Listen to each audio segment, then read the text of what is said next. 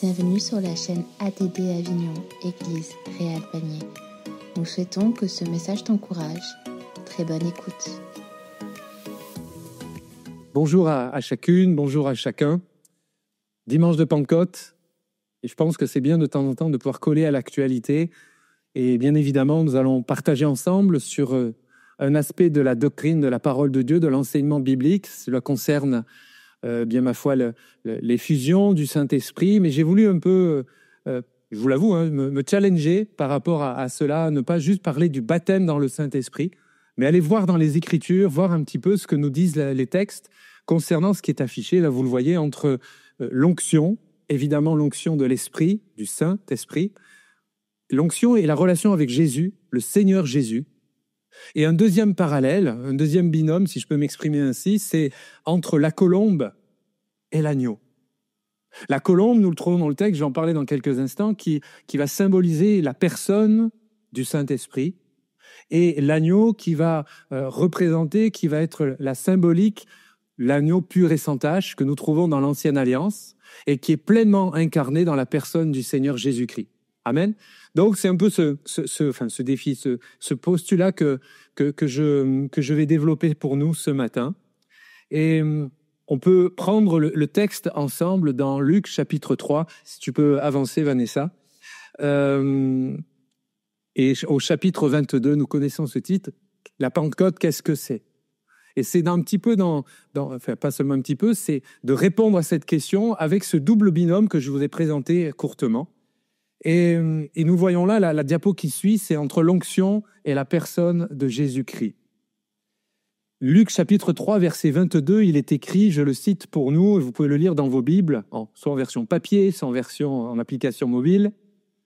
Il est écrit, « Le Saint-Esprit descendit sur lui, donc parlant du Seigneur Jésus, sur lui, sous une forme corporelle, comme une colombe. Et une voix fit entendre du ciel ces paroles, « Tu es mon Fils bien-aimé. En toi, j'ai mis toute mon affection. » L'onction est Jésus-Christ. La diapo qui suit nous parle qu'il y a ce parallèle entre la colombe et l'agneau, je vous en ai parlé. L'agneau est l'animal dont le caractère représente, nous donne des indications concernant la personne et le ministère du Messie, du Seigneur Jésus. C'est pour ça que ça va être intéressant et pendant quelques instants, je vais m'arrêter d'abord sur la colombe, ensuite on va réfléchir sur l'agneau pour terminer sur le point final. N'oublions pas cette merveilleuse parole, je trouve, qui résonne encore ce matin dans ce lieu et nous le trouvons dans l'Écriture, Jean chapitre 1er, verset 29, vous le connaissez tous. Le lendemain, parlant de Jean le Baptiste, il vit Jésus venir à lui et il lui dit « Voici l'agneau de Dieu qui ôte le péché du monde. » Et c'est vraiment sous cet aspect-là que, quelque part, la Pentecôte est liée avec la personne et le ministère de Jésus. Le Saint-Esprit, d'ailleurs, dans d'autres passages, dans d'autres textes des Saintes Écritures, parle que c'est l'Esprit de Christ. La personne de Jésus, et ou plutôt la personne et le ministère du Saint-Esprit sont étroitement liés avec la personne du Seigneur Jésus. Alors, quand nous prions, quand tout à l'heure, nous allons avoir un temps de ministère, nous dire « Seigneur, remplis-moi de ton esprit », c'est d'inviter Jésus davantage dans votre vie, en fait. Mais sous un autre aspect, sous des aspects différents, complémentaires. Nous ne parlons pas juste là de Jésus crucifié, mais de Jésus ressuscité, mais aussi de la parole qu'il enverrait un autre lui-même, la personne du Saint-Esprit. Alors, avant d'aller là-dessus, je voudrais revenir sur la colombe, comme une colombe. Tu peux passer à la diapo 4 et suivante. Et rapidement, dans l'Écriture, nous trouvons que les colombes forment une famille d'oiseaux. Il n'y a pas qu'une famille d'oiseaux. Et en Israël, en tout cas, il y a 4 espèces, 4 sortes de colombes, de familles de ces colombes. Vous avez le ramier, bon, je passe là-dessus, le petit ramier, ça ne s'invente pas, le pigeon de roche, le pigeon sauvage, etc. Récemment, j'étais en visite sur Avignon et j'ai pu voir une colombe, et vous savez dans quel quartier? Près de la Courtine. près de la courtine, j'ai vu des colombes. Et là, l'église, vous ne comprenez pas ce que je viens de dire. Et là, certains vous disent, mais pourquoi? Et certains ont applaudi. Et d'autres, parce que bon, voir une colombe à la courtine, eh bien, vous demanderez aux frères qui étaient hier matin au petit déjeuner au masculin, pourquoi j'ai cité ça? Je continue. J'aimerais rappeler, en collant au texte, en collant vraiment au texte, il est important de préciser que le Saint-Esprit, je l'ai dit plusieurs fois et j'ai insisté sur le terme, c'est une personne, c'est pas juste une influence. Ce n'est pas juste, quelque part, un ressenti, une sensation. L'Écriture est formelle que c'est pleinement la troisième personne de la triunité dans la personne divine. C'est pas évident à comprendre, c'est vrai, mais c'est la réalité. Et c'est vrai aussi. La personne du Saint-Esprit. La colombe a été au moment du baptême de Jésus, dans le passage que nous venons de lire, Luc chapitre 3, nous trouvons dans d'autres textes des évangiles. Donc la colombe a été au moment du baptême la forme corporelle que l'Esprit a choisie pour se manifester. Ce fut une manifestation de la réalité, mais non la réalité elle-même. Le Saint-Esprit, c'est pas une colombe. À ce moment-là, ça a été comme une colombe. Vous me suivez? Pour pas qu'après, c'est comme un peu plus tard, par rapport à la Pentecôte, quand il y a eu l'effusion du Saint-Esprit, où l'Écriture nous parle, et Actes chapitre 2, verset 2, tout à coup, il vint du ciel un bruit comme celui d'un vent impétueux, et il remplit toute la maison où ils étaient assis, des langues semblables à des langues de feu. Il n'est pas écrit que c'était des langues de feu. Mais vous et moi, dans notre imaginaire, peut-être au culte pour les enfants, on a pu avoir des images, un enseignement où il faut bien le caractériser. Mais le Saint-Esprit qui est là au milieu de nous ce matin, déjà ce temps de louange, d'adoration, ce temps de visitation dans le Saint-Esprit, nous n'avons pas vu des langues de feu ou une colombe, mais on sait que Jésus est là par son Esprit. Amen. Donc, notons bien l'emploi de ces termes comme et ou semblable à. Alors, mes bien-aimés, du fond de mon cœur, l'Esprit, la personne du Saint-Esprit n'est pas à réduire à du feu ou seulement à du vent. C'est tellement plus grand encore. Tellement plus grand et paradoxalement tellement plus petit. Pas plus petit en le réduisant, mais d'autres passages nous parlent que c'était comme dans un murmure doux et léger. Donc, ne soyez pas surpris si l'Esprit, la personne du Saint-Esprit peut s'adresser à vous d'une manière un peu différente que vous avez eu l'habitude. Et nous dire, ouh là là, est-ce que vraiment le Saint-Esprit... Oui, mais un des critères de voir si le Seigneur bénit, c'est les fruits qu'il y a, les conséquences. Parce que je crois, je suis même convaincu, que quand Dieu est là, il y a son esprit de paix. Il y a ce shalom divin, il y a l'action de Dieu au milieu de nous, en nous. Parfois, pour certains, ça va nous amener à la repentance. D'autres, ça va être une consécration nouvelle. Et pour tous, c'est pour honorer et glorifier le nom du Seigneur. Alors, la colombe, je reviens un petit peu à cet animal. La colombe, elle a un cri plaintif. Et j'ai regardé un petit peu dans l'Écriture, nous trouvons des références par rapport à cet animal. Ésaïe chapitre 38, verset 14, « Je poussais des cris », je cite, je fais la citation biblique, « Je poussais des cris comme une hirondelle en voltigeant, je gémissais comme la colombe, mes yeux s'élevaient languissant vers le ciel, etc. » Je prends ce texte, on pourrait pas reprendre Romains chapitre 8, je le cite pour vous qui pourrez écouter les podcasts. Le Saint-Esprit possède de la sensibilité et il soupire. Alors on va bien se comprendre sur le soupir. C'est pas le soupir, vivement qu'il termine. Si vous le pensez, de grâce, faites-le discrètement. Il soupire. Un autre texte de l'Écriture déclare « Il intercède ». Pourquoi? Pour qui? Parce que je crois qu'il souffre devant le péché et la perdition des perdus. Il souffre, il soupire de te voir, de me voir, empêtrés encore dans des moments de grande galère, dans nos luttes et dans nos combats personnels. Il souffre, il soupire par rapport à certains qui, depuis tant d'années, auraient dû s'engager avec Jésus et qui ne le font pas, qui tergiversent, qui regardent à gauche, qui regardent à droite, qui regardent au milieu et qui se disent « c'est pas encore le moment ». La Bible déclare « aujourd'hui c'est le jour du salut ». Quand il soupire, il intercède, c'est bien sûr pour le monde, mais c'est aussi dans le monde, il y a toi et il y a moi. Il soupire, il intercède devant le péché, la perdition des perdus. Le livre du Cantique, chapitre 5, verset 2, et d'autres mêmes références de ce beau livre, la colombe est douce et affectueuse.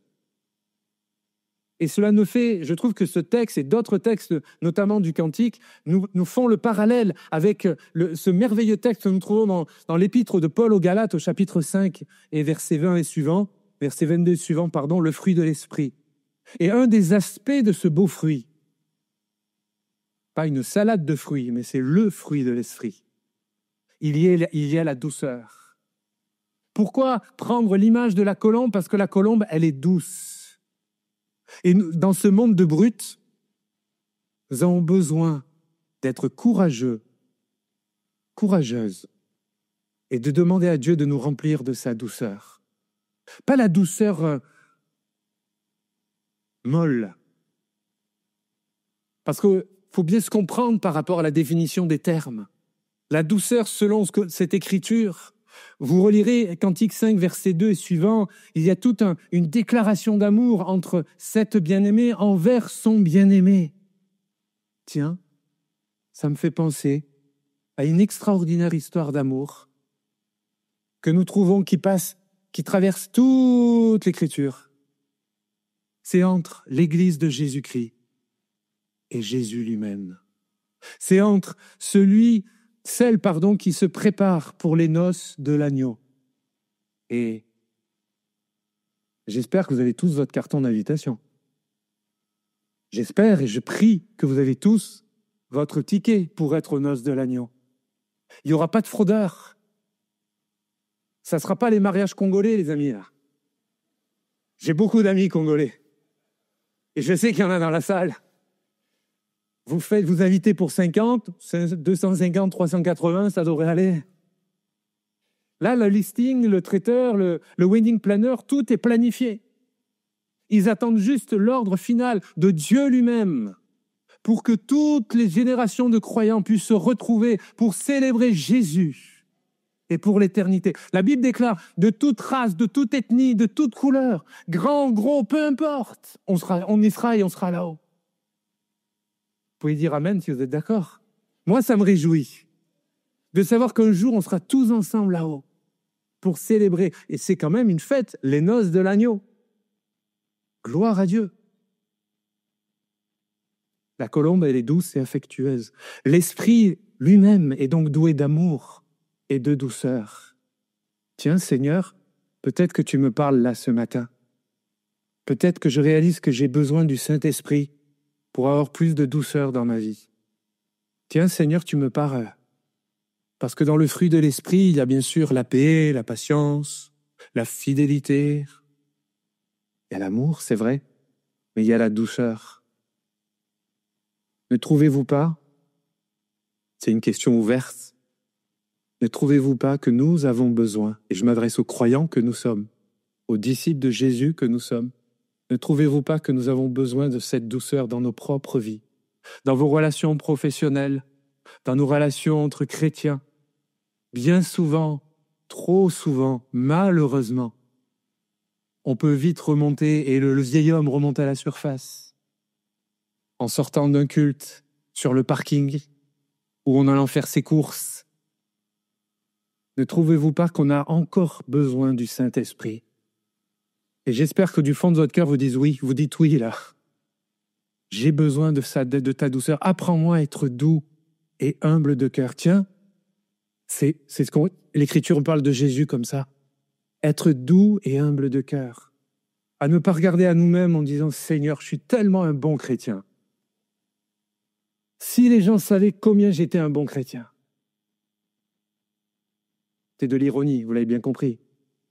Mais de dire « Seigneur, toi Seigneur, tu as été qualifié comme doux et humble de cœur. Et t'es notre exemple. Tu es notre modèle. La colombe, elle est douce, affectueuse. Matthieu chapitre 10, verset 16, un autre item concernant la colombe, elle est innocente et elle est pure. Elle est le symbole de pureté. Le Seigneur Jésus déclare dans Matthieu chapitre 10, verset 16 et suivant, « Voici, je vous envoie comme des brebis au milieu des loups. » C'est clair.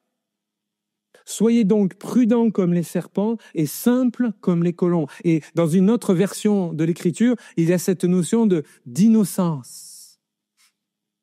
Mais vous vous dites, mais c'est beau ce qu'il nous dit, mais il n'est pas dans la réalité, le pasteur. Il n'est pas dans la vraie vie. Certains diraient, il est dans le monde des bisounours. Ou d'autres diraient, il ne va pas souvent à la courtine. C'est pour ceux qui ne connaissent pas, c'est un des quartiers d'Avignon. Voilà. Et pourtant, c'est ce que Jésus a dit. Jésus n'a pas dit, je vous enverrai comme des brebis au milieu des loups et je vous mettrai une armure, vous allez voir, vous allez tout fracasser. Non. Jésus déclare, je vous envoie comme des brebis, c'est-à-dire nous sommes envoyés, c'est-à-dire qu'on a besoin de se restaurer, on a besoin de célébrer, on a besoin de prier, on a besoin d'avoir des temps de retraite spirituelle, mais ça c'est pour un temps. Mais la vraie vie, c'est dans la vallée. La vraie vie, c'est d'être la vie au quotidien, auprès de nos familles, de nos amis, de ceux qu'on aime beaucoup moins, de nos collègues de travail, de nos patrons. La vraie vie, c'est ça, les amis. Et dans la vraie vie, là, Jésus nous dit, je vous envoie comme des brebis au milieu des loups. Pas au milieu des boucs. Pas au milieu de petits animaux. Non, non, des loups. Et les loups, ça attaque les brebis. Et c'est aussi spirituel, mais c'est une réalité.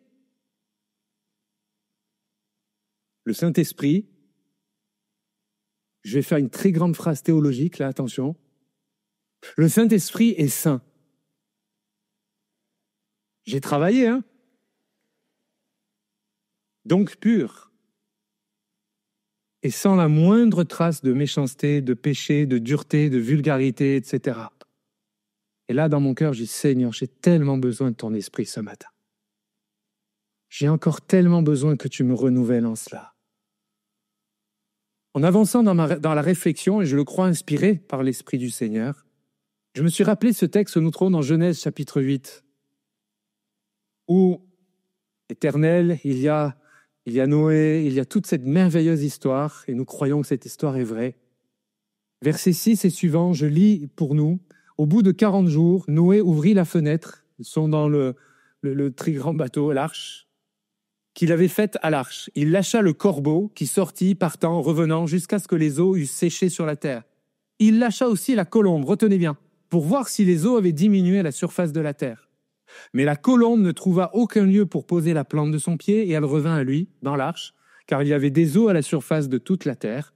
Il avança la main, la prit, et la fit rentrer auprès de lui dans l'arche. Certains commentateurs, certains théologiens de la Bible disent que le corbeau, animal impur, a trouvé probablement un lieu de refuge sur un cadavre flottant. Ce n'est pas écrit, mais il pense cela. La colombe ne l'a pas pu. Elle est pure. Donc elle est revenue. Le Saint-Esprit, tel cette colombe, ne peut pas s'allier et se poser sur des choses impures. On a besoin d'être régénéré pour être rempli du Saint-Esprit. Le texte continue au verset 10, Genèse 8. Noé attendit encore 7 autres jours et il lâcha de nouveau la colombe en dehors de l'arche. La colombe revint à lui sur le soir et voici une feuille d'olivier arrachée était dans son bec. Noé connut ainsi que les eaux avaient diminué sur la terre. Il va attendre encore 7 autres jours et il lâcha la colombe, mais elle ne revint plus à lui. Je pense et je crois qu'après cette nouvelle tentative, la colombe a ramené le rameau d'olivier comme preuve de la diminution du niveau des eaux de la terre. Le texte nous en parle. Je vous laisse une interprétation, je vous la laisse sur le cœur. Moi, je pense qu'on peut voir dans cette scène l'association entre le Saint-Esprit et le Christ, qui dans son ministère a proposé à tous les êtres humains de faire la paix avec Dieu, le rameau d'olivier. Mais c'est à toi de le saisir. C'est à toi de te réconcilier avec Dieu. C'est à toi de te réconcilier avec Jésus, de le reconnaître comme ton Seigneur et ton Sauveur personnel. C'est à toi d'accepter ce petit bout d'olivier, c'est une image, et de dire, mais c'est ça le salut en Jésus, c'est ça, il faut simplement demander pardon et croire que Dieu nous a réconciliés, que Dieu nous a pardonné. Ben oui. Le début de la vie chrétienne, c'est ça, les amis. C'est expérimenter la croix. Ce matin, j'ai vraiment apprécié, j'étais vraiment porté par le Seigneur, par ces cantiques, mais au-delà de la mélodie, c'est de chanter la croix. Chanter la puissance de la croix. Peu importe que ce soit un vieux ou un vieux cantique ou un cantique plus récent, mais de chanter la puissance de la croix. Pour nous, c'est fondamental. C'est essentiel. Remarquez que dans Genèse 8, il y aura une troisième fois que la colombe va être lâchée. Le troisième lâcher de colombe sans retour de celle-ci, il ne reviendra plus. Mais moi, je crois, et cela préfigure, écoutez bien, préfigure le don du Saint-Esprit, qui depuis qu'il a été répandu au jour de la Pentecôte, il n'est plus rappelé au ciel. La colombe, elle n'est plus revenue dans l'arche. Comme le Saint-Esprit qui a été répandu sur terre, il ne revient pas encore au Seigneur. Ce don de la personne du Saint-Esprit, le don de l'Esprit, c'est pour toi et pour celui ou celle qui y croit, les amis. Pour celui qui appartient à Jésus, tu peux être baptisé et rempli du Saint-Esprit. Qui le croit? Qui aspire à cela? Son don, mes bien-aimés, est accessible encore aujourd'hui pour ceux, bien évidemment, pour ceux qui ont fait la paix avec Dieu par le sang de l'agneau. L'agneau, justement, tu peux passer à la diapo suivante, la 7. Le Seigneur Jésus lui-même a voulu être comparé à cet animal pour que son œuvre et son caractère soient, on puisse bien le comprendre, bien figurer.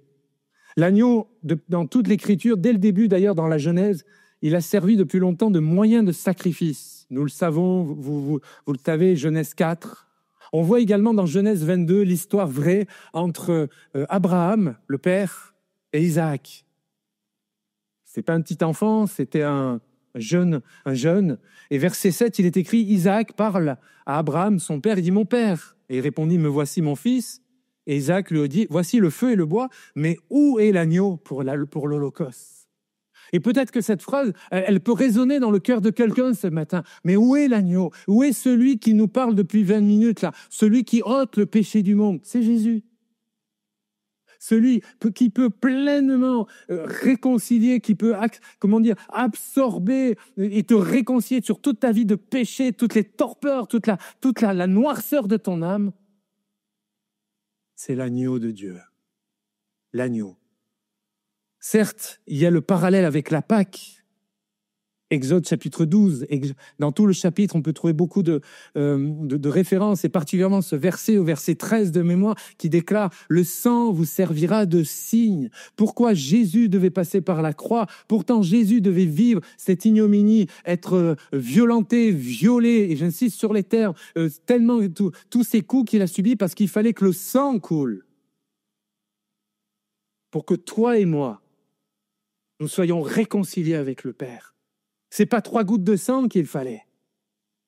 C'était une offrande volontaire. L'agneau qui ôte le péché du monde, il a été crucifié, le Seigneur Jésus, pour que toi et moi, nous soyons réconciliés, que l'humanité tout entière. Et j'aimerais rajouter que le sacrifice de Jésus à la croix, il est pleinement suffisant pour pardonner tous nos péchés. Il n'y a pas besoin d'en rajouter. Il n'y a pas besoin de faire autre chose que de l'accepter et de nous-mêmes, par contre, de vivre une vie de pureté, de sainteté, de vivre une vie pour la gloire de Dieu. Parce que ne nous trompons pas, ne vous y trompez pas. Ce n'est pas parce que Dieu pardonne, que oui, Dieu peut te pardonner encore ce matin, que de se dire, j'ai une carte, je peux avoir une vie de débauche, tous les dimanches j'irai à l'église et je demanderai pardon au Seigneur. Très dangereuse position. Parce que la Bible déclare, et l'expérience des femmes et des hommes que nous sommes, 1, nous ne savons pas de quoi demain sera fait. 2, un jour, le souffle de vie sortira de ton corps.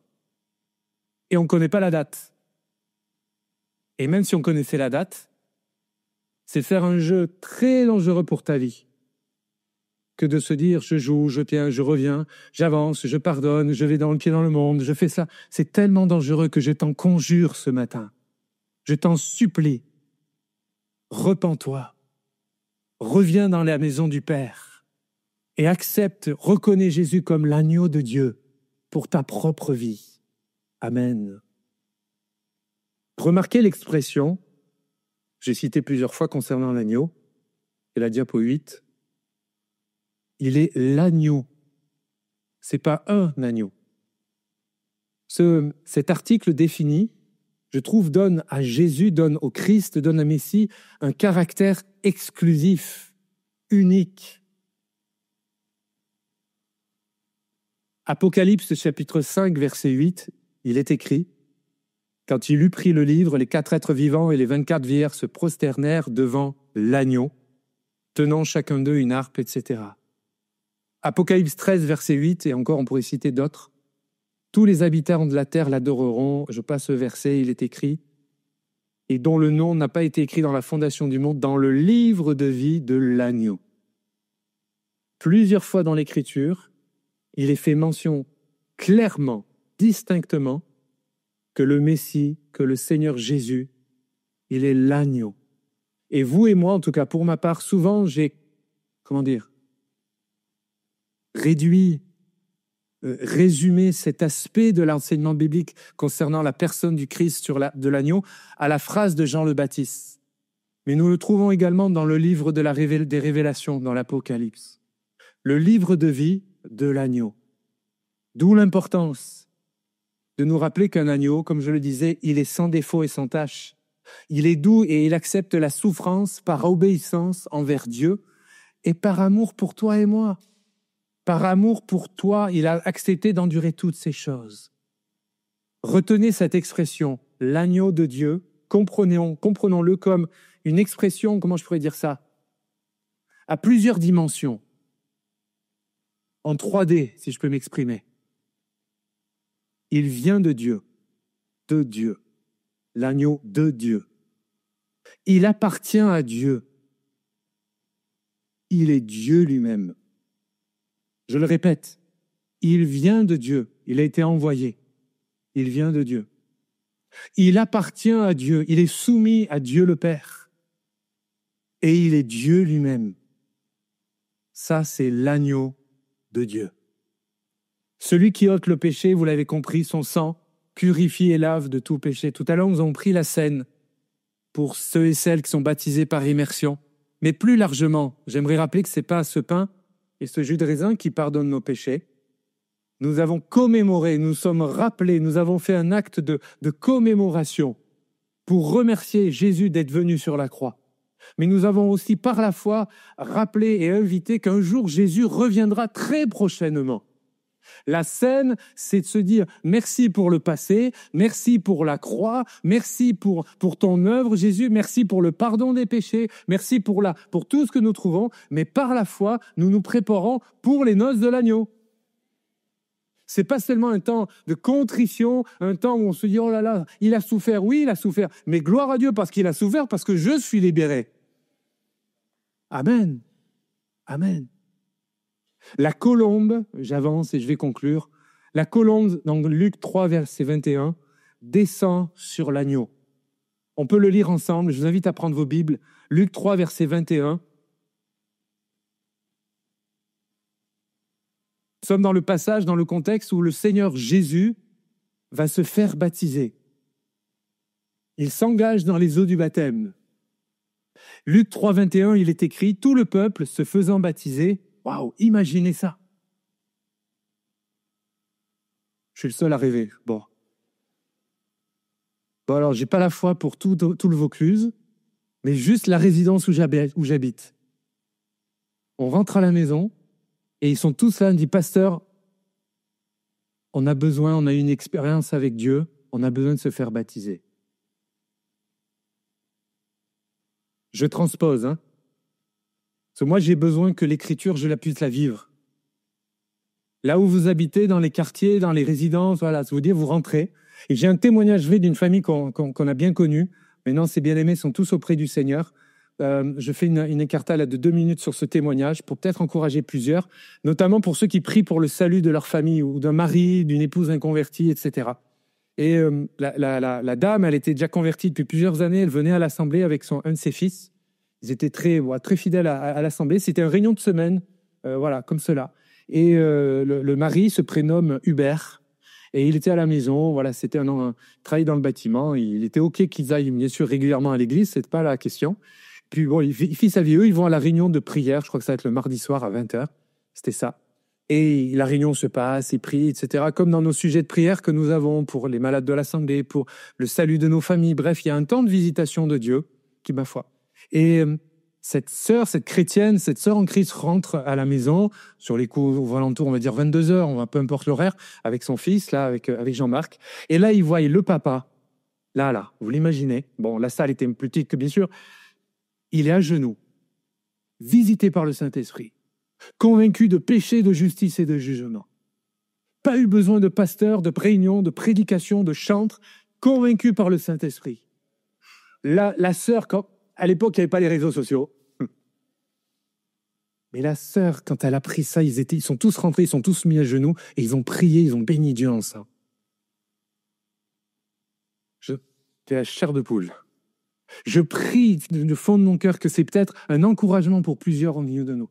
Ça ne sera peut-être pas comme ça, mais le plus important, c'est qu'ils se tournent vers Dieu. Même si ce n'est pas ici, mais qu'ils se tournent vers Dieu. Et si c'est ici, gloire à Dieu, alléluia. On est d'accord ensemble ? La prière est efficace. Les réunions de prière sont importantes. Les réunions parce que c'est là où l'Église se rassemble. Je sais que ça coûte. Je sais que parfois le soir, on a envie de rester chez soi. Je vous avouerai que même votre pasteur, des fois,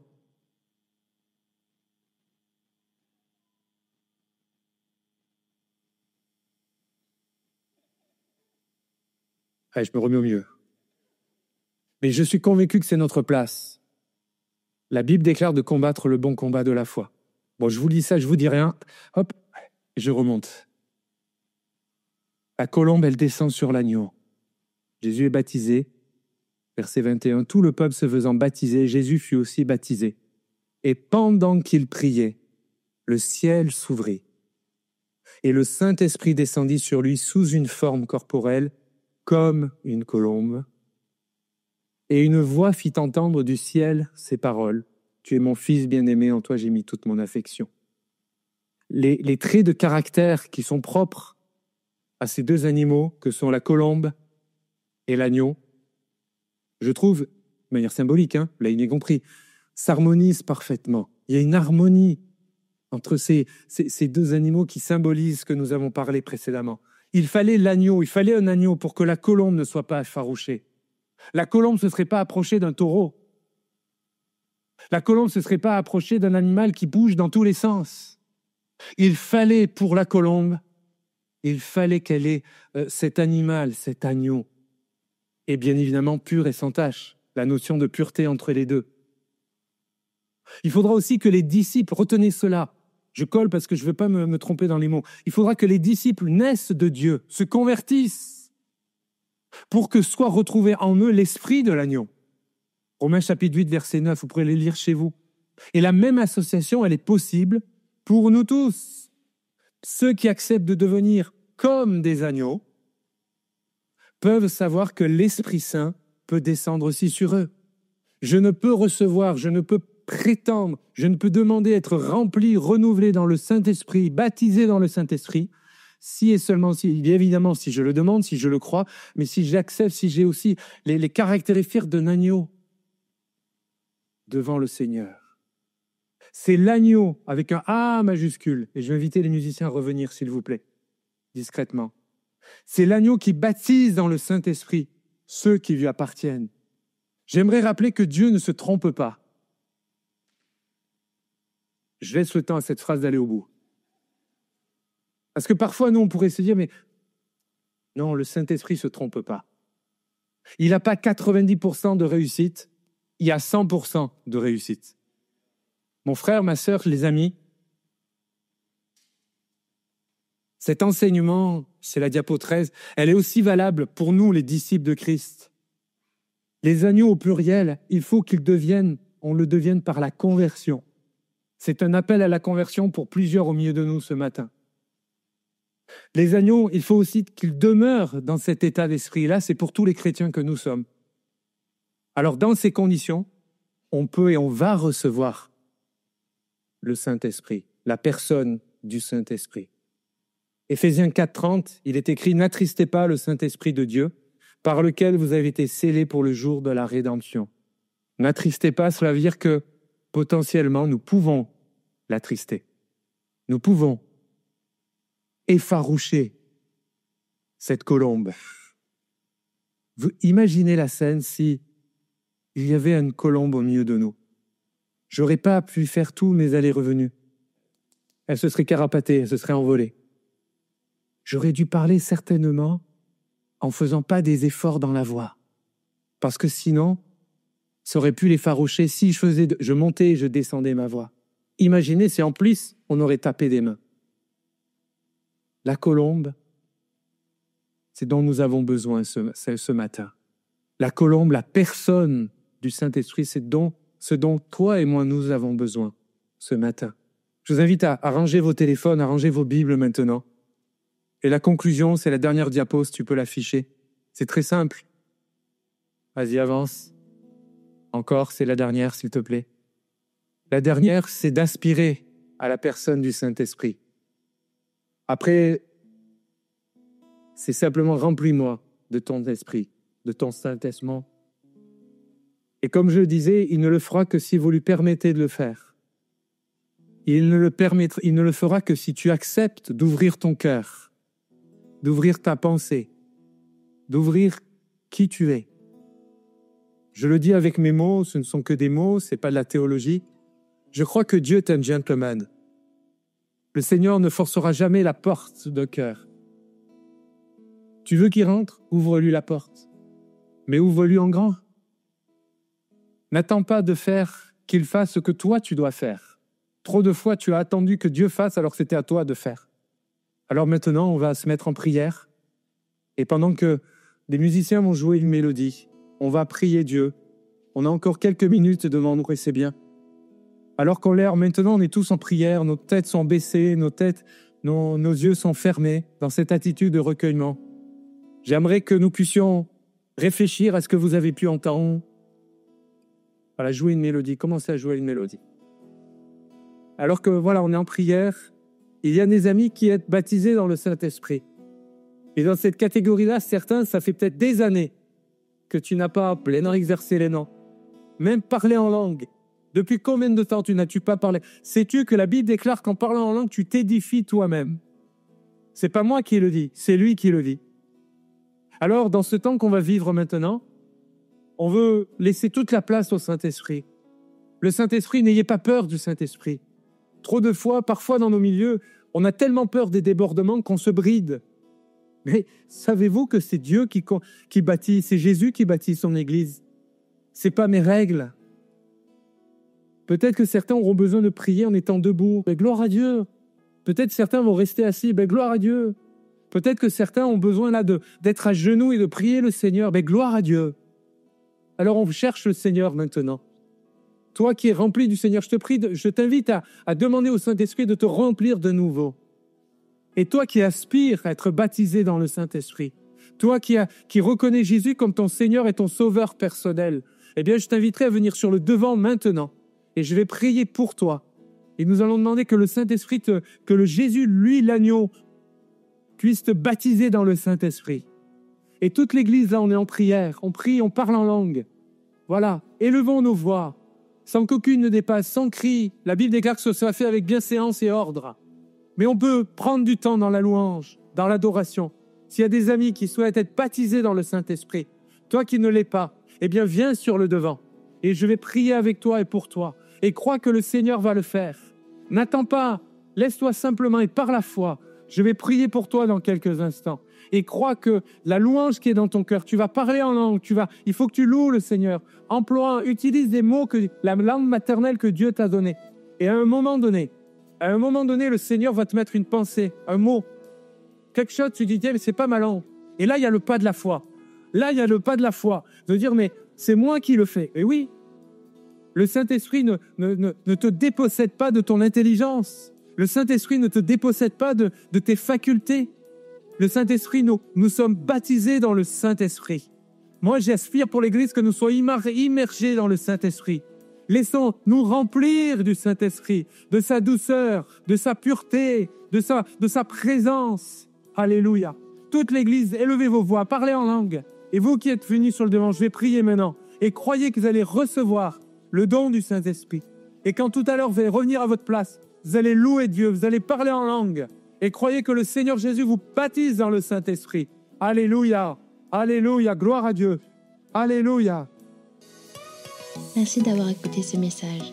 Si tu apprécies ce podcast, alors abonne-toi et partage-le à ton entourage. Que Dieu te bénisse et à très bientôt.